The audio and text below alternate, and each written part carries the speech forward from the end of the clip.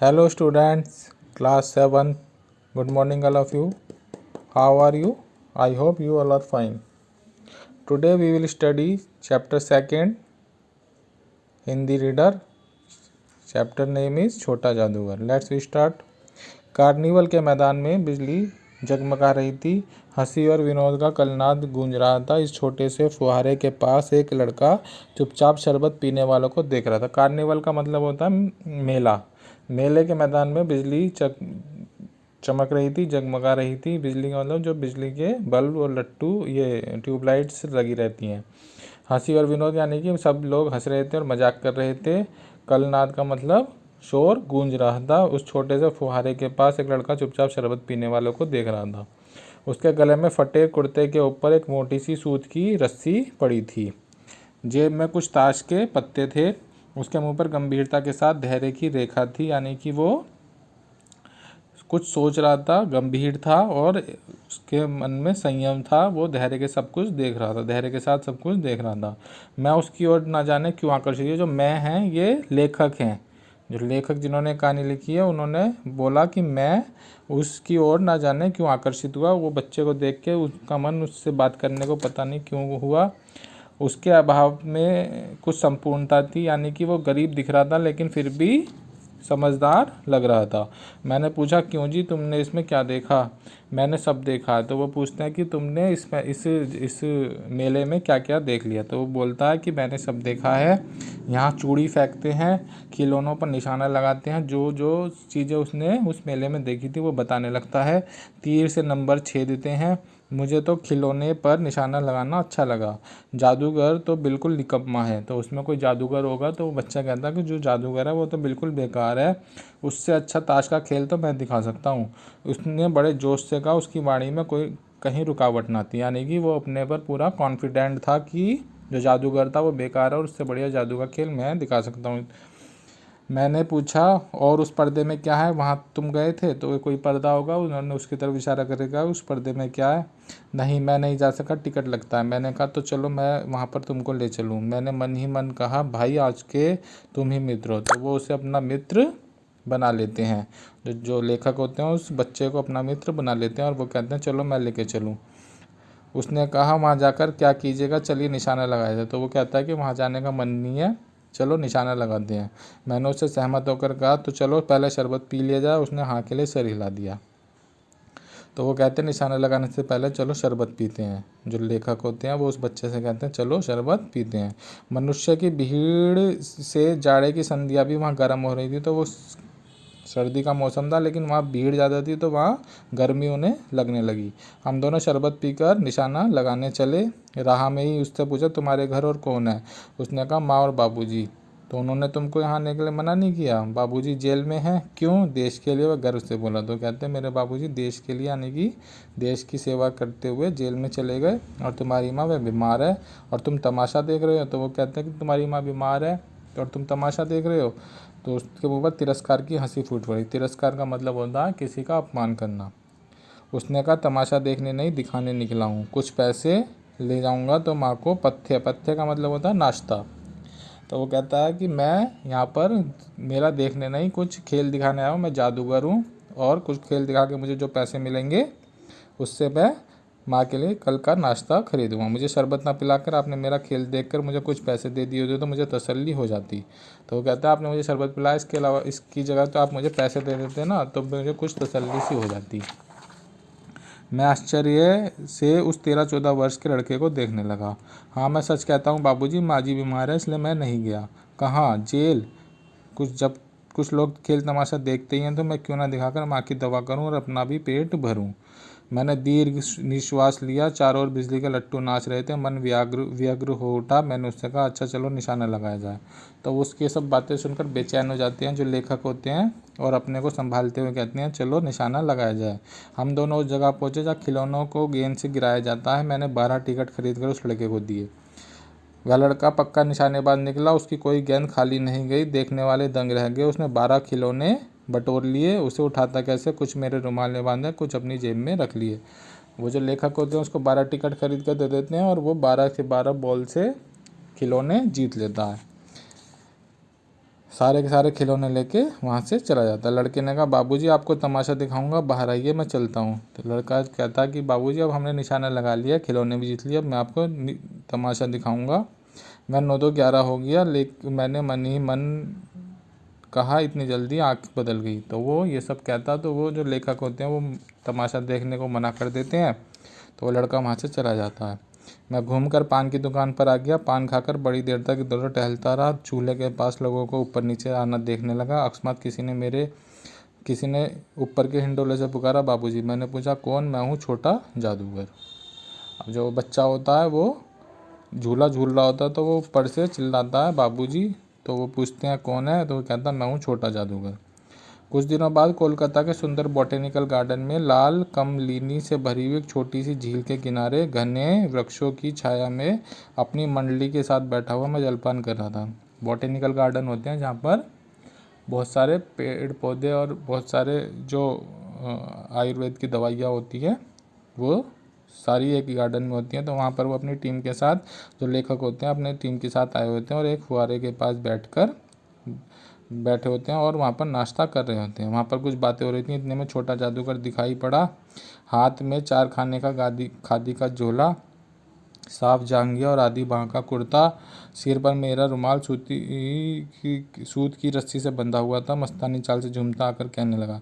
तो वहाँ पर वो बच्चा जो होता है वो दोबारा से आता है और उस बाबूजी को, जो लेखक होते हैं, उनका पहचान लेता है। वो आकर कहता है बाबूजी नमस्ते, आज कहिए तो खेल दिखाऊं? नहीं जी, अभी हम लोग जलपान कर रहे हैं। तो वो फिर उनसे कहता है कि आज मैं आपको अपना खेल दिखा दूं? तो वो जो बाबूजी होते हैं, जो लेखक होते हैं, वो उसको मना कर देते हैं। कहते हैं अभी नहीं, हम नाश्ता कर रहे हैं, फिर इसके बाद गाना बजाना होगा बाबूजी। तो वो कहता है कि इसके बाद नहीं जी तुमको। अब वो जो लेखक होता है उन्हें गुस्सा आ जाता है। वो कहता है हमें तुम्हारा खेल नहीं देखना। कुछ और कहने जा रहा था, तभी श्रीमती जी ने, यानी कि जो लेखक की वाइफ होती हैं, उन्होंने कहा दिखलाओ जी, तुम तो अच्छे आए, कुछ भला कुछ मन तो बहले। तो वो कहता है अच्छा हो तुम आ गए, यहाँ पर हमारा मन भी नहीं लग रहा था, चलो अपना खेल दिखाओ, हमारा मन भी बहल जाएगा। मैं चुप हो गया क्योंकि श्रीमती जी की बोली में वह माँ की सी मिठास थी जिसके सामने किसी भी लड़के को रोका नहीं जा सकता था। उसने खेल आरंभ किया। वो जो लड़का होता है वो खेल दिखाना शुरू कर देता है। उस दिन कार्निवल के सब खिलौने उसके खेल में अपना अभिनय करने लगे। तो वो जो कार्निवल यानी कि जो मेले में उसने खेल खिलौने जीते होते हैं, उनसे वो खेल दिखाने लगता है। भालू मनाने लगा, बिल्ली रूठने लगी, बंदर घुड़कने लगा, गुड़िया का ब्याह हुआ, गुड्डा वर काना निकला, लड़के की बातों से ही खेल हो रहा था। सब हंसते हंसते लोटपोट हो गए। यानी कि उसने वो जो खेल दिखाया सब उसको देख के हंसने लगे। मैं सोच रहा था बालक की ज़रूरत ने उसे जल्दी से चतुर बना दिया, यही तो संसार है। ताश के सब पत्ते लाल हो गए। फिर वो जादू दिखाने लगा। जो ताश के लाल पत्ते थे काले हो गए। गले की सूत की डोरी टुकड़े टुकड़े होकर जुड़ गई। लट्टू अपने आप नाच रहे थे। मैंने कहा अब हो चुका, अपना खेल बटोर लो, हम लोग भी अब जाएंगे। तो उसने कहा अब तुम्हारा खेल ख़त्म हो गया हो तो हमें भी जाना, अब यहाँ से अब तुम चले जाओ। श्रीमती जी ने धीरे से 1 रुपया दे दिया। वह उछल उठा। जब उसकी वाइफ ने उसको थोड़े से पैसे दे दिए तो वो लड़का 1 रुपया देख के खुश हो गया। मैंने कहा लड़के? उसने कहा लड़के नहीं, जादूगर कहिए, यही मेरा नाम है, इसी से मेरी जीविका है। जीविका का मतलब इसी से मैं पैसे कमाता हूँ।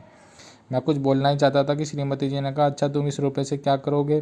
पहले भरपेट पकौड़ी खाऊंगा, फिर एक सूती कंबल लूँगा। मेरा क्रोध अब लौटा है। उसे जो गुस्सा आ रहा था उस बच्चे पे, वो अब चला गया। मैं अपने पर बहुत क्रुद्ध होकर सोचने लगा, ओह मैं कितना स्वार्थी हूँ। मैं उसके 1 रुपये पाने पर मैं ईर्ष्या करने लगा था।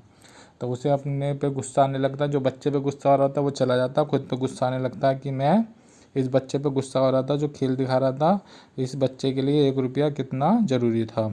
मैं नमस्कार करके चला गया। हम लोग लता कुंज देखने के लिए चले। उस छोटे से बनावटी जंगल में संधियाँ साए साए करने लगी थी। डूबते हुए सूर्य की अंतिम किरणें पेड़ों की पत्तियों से विदाई ले रही थी। चारों ओर सुनसान था। हम लोग धीरे धीरे मोटर से हावड़ा की ओर आ रहे थे। अब शाम होने लगी तो वो दोबारा से अपने घर लौटने लगे, लेखक भी और उसके साथी भी। रह रहकर छोटा जादूगर स्मरण, स्मरण का मतलब याद, रह रहकर उस लेखक को उस छोटे जादूगर की याद आ रही थी। सचमुच वह एक झोपड़ी के पास कंबल कंधे पर डाले खड़ा था। मैंने मोटर रोककर उससे पूछा तुम यहाँ कहाँ? मेरी माँ यहीं है ना? अब उसे अस्पताल वालों ने निकाल दिया। मैं उतर गया। उस झोपड़ी में देखा तो एक स्त्री चिथड़ों से लदी हुई काँप रही थी। तो रास्ते में वो देखता, वो बच्चा दोबारा कंबल को अपनी कंधे पे डाल के खड़ा होता। तो वो उस बच्चे से पूछता तुम यहाँ पर कैसे? तो वो कहता कि हॉस्पिटल से निकाल दिया मेरी माँ को, तो मैं उसे अपनी झोपड़ी में ले आया। अब मेरी माँ अब यहीं रहती है। तो तो वो जो लेखक होते हैं वो झोपड़ी में जाके देखते हैं, तो वहाँ देखते हैं एक जो औरत होती है वो एक फटे हुए कपड़ों में जो होती है वो लिपटी हुई होती है और ठंड के मारे काँप रही होती है। छोटे जादूगर ने कंबल ऊपर डालकर उसके शरीर से चिपकते हुए, माँ मेरी आंखों से आंसू निकल पड़े। बड़े दिन की छुट्टी बीत चली थी, मुझे अपने ऑफिस से समय पर पहुंचना था। कोलकाता में मेरा मन उब गया। फिर चलते चलते एक बार उस बाग को देखने की इच्छा हुई, साथ ही साथ जादूगर भी दिखाई पड़ जाता तो और भी। मैं उस दिन अकेले चल पड़ा, जल्दी लौट आना था। अब वो देख के उसको, उसकी माँ की यह हालत देख के वो जो लेखक होते हैं उन्हें बहुत बुरा लगता है, उनको रोना आ जाता है, लेकिन वो वहाँ से चले जाते हैं। अब जो लेखक होते हैं उनका कोलकाता में मन नहीं लगता, तो वहाँ से वापस जाने के लिए अपने ऑफिस से निकल जाते हैं। 10 बज चुके थे। मैंने देखा उस साफ धूप में सड़क के किनारे एक कपड़े पर छोटे जादूगर का रंगमंच सचा था। मोटर रोककर उतर पड़ा। वहाँ बिल्ली रूठ रही थी, भालू मनाने चला था, ब्याह की तैयारी थी। सब पर सब होते हुए भी जादूगर की वाणी में प्रसन्नता नहीं थी। अब जब वो ऑफिस के रास्ते से अपने घर जा रहे होते हैं तो वो देखते हैं कि वो जो जादूगर होता है छोटा, वो रास्ते में सड़क पर एक जगह खेल दिखा रहा होता है, लेकिन उस खेल को दिखाते हुए उनको पहले वाली खुशी महसूस नहीं होती। उसकी जो आवाज़ थी उसमें वो प्रसन्नता, वो खुशी नज़र नहीं आ रही थी।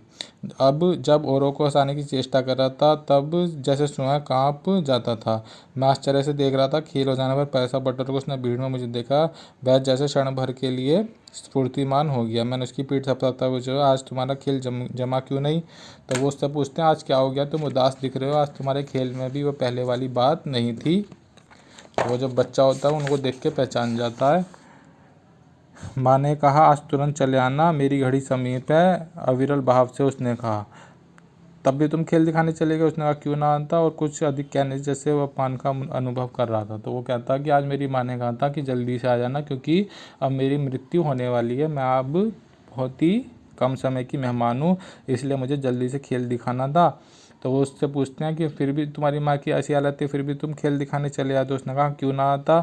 और कुछ अधिक कहने पर जैसे अपमान का अनुभव कर रहा था। अगर वो लेखक उसे और कुछ कहते तो उसे अपमान महसूस होता। क्षण भर में मुझे अपनी भूल मालूम हो गई। उसके झोले को गाड़ी में फेंक कर उसे बिठाते हुए मैंने कहा, जल्दी चलो। मोटर वाला मेरे बताए तुम्हारे पथ पर चल पड़ा। तो उन्होंने कहा, ठीक है, मेरी गाड़ी में बैठे, मैं तुम्हें घर तक छोड़ दूंगा।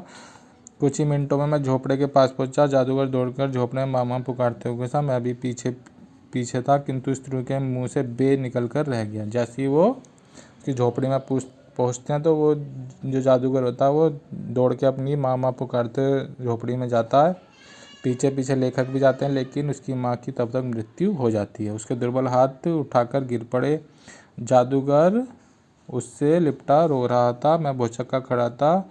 उस साफ धूप में सारा संसार जैसे जादू सा मेरे चारों ओर नाच रहा था। अब जब वो देखते हैं कि वो उसकी माँ की मृत्यु हो गई थी, तो वो आश्चर्यचकित खड़े होकर सब देख रहे थे, और जो उन्हें लग रहा था जैसे इस संसार में चारों तरफ जादू ही जादू चल रहा हो, यानी कि जो संसार है वो एक जादू के समान लग रहा था जो कभी भी बदल सकता था। संदेश क्या है?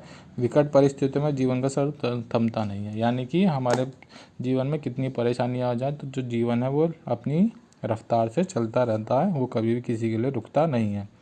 तो इसके शब्द अर्थ आपको करने हैं, वो हम आपको अभी PDF में देंगे, आपको नोटबुक में करने हैं।